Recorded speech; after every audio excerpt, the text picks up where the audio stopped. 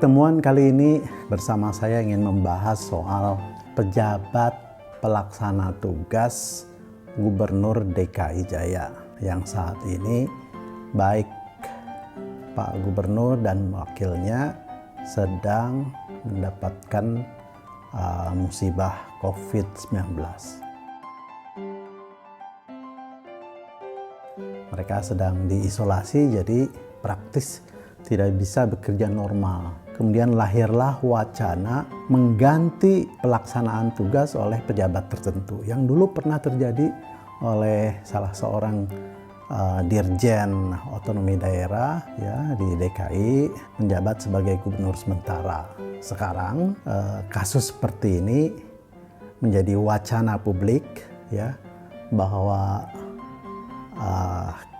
absen Gubernur DKI dan Wakil Gubernur karena terpapar COVID-19 ini menjadi menghangat karena ingin menempatkan seorang pejabat publik yang pro pemerintah pusat untuk melaksanakan tugas-tugas gubernur di Jakarta. Ini wacananya seperti itu.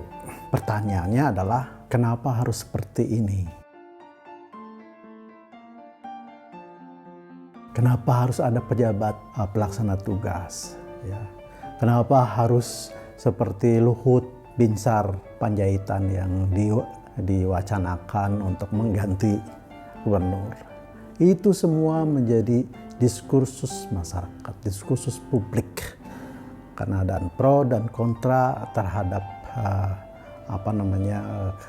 perpolitikan di Indonesia saat ini, terutama dengan DKI Jakarta. Nah, tinjauan pada uraian ini adalah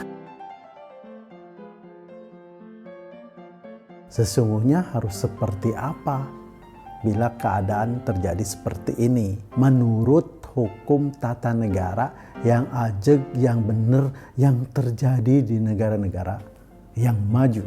Itu yang ingin saya bahas. Baik, jadi kita ketahui bahwa Anies Baswedan dan wakilnya itu menjadi gubernur yaitu karena dipilih rakyat melalui saluran partai politik. Itu yang kita sebut sebagai pejabat politik. Umurnya 5 tahunan, memimpin sekretariat wilayah daerah, ya, dan kemudian di bawahnya ada kepala dinas, berbagai macam kepala dinas, termasuk juga ada wali kota, beberapa wali kota di Jakarta.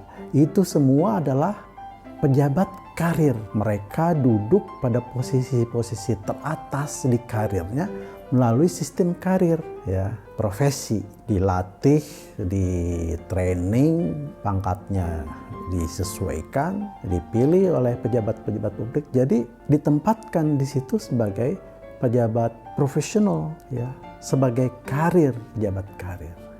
Nah, di negara-negara maju, pejabat tertinggi di pemerintahan daerah itu adalah sekretaris daerah. Di bawahnya kemudian ada dinas-dinas. Di kementerian adalah sekretaris jenderal, bukan menteri, bukan gubernur, bukan bupati, atau bukan wali kota.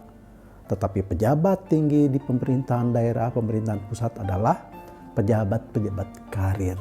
Nah, jadi ketika tidak ada gubernur atau wakil gubernur absen karena berbagai macam hal, maka tidak perlu risau, maka tidak perlu hirau, ya, bahwa pejabat yang bisa melaksanakan tugas tidak perlu ditunjuk oleh pemerintah pusat.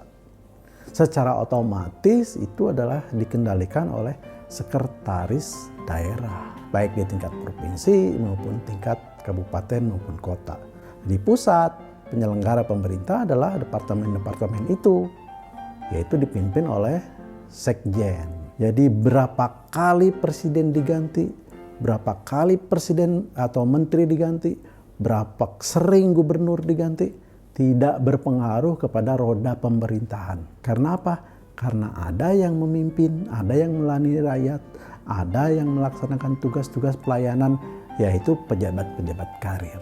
Nah, jadi tidak boleh pejabat politik yang umurnya 5 tahun, kemudian menyentuh ke pejabat karir di bawah, ya, memimpin tidak. Mereka itu kan pejabat politik itu adalah pejabat yang merumuskan berbagai macam kebijakan dilaksanakan oleh para pejabat karir. Jadi tugasnya beda. Nah, tapi karena ini adalah Republik 62, kacau balau. Sehingga akhirnya apa? Pilkada di seluruh Indonesia, apapun keadaannya harus terjadi. Karena takut dengan ada kekosongan. Karena mereka tidak paham bahwa pejabat publik itu, bahwa pejabat karir itu adalah pelaksana, penjaga, pelaksana, pengelola pemerintahan.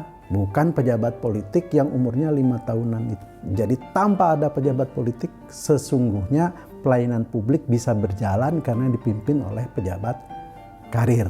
Begitu. Terima kasih.